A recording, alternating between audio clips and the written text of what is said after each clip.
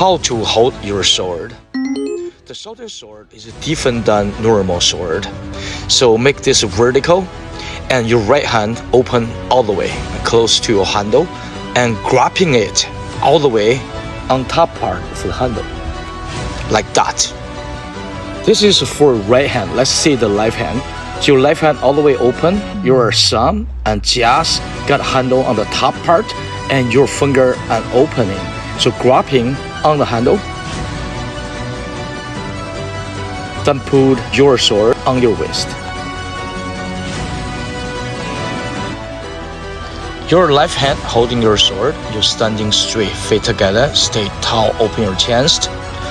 Then you open your both arm, you step your right.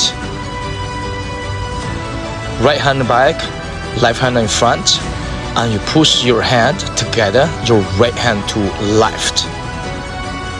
Now you do stance, empty stance. See other side.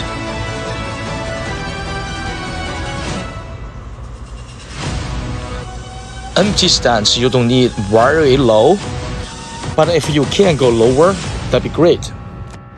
This is opening movement of southern sword, NANDAO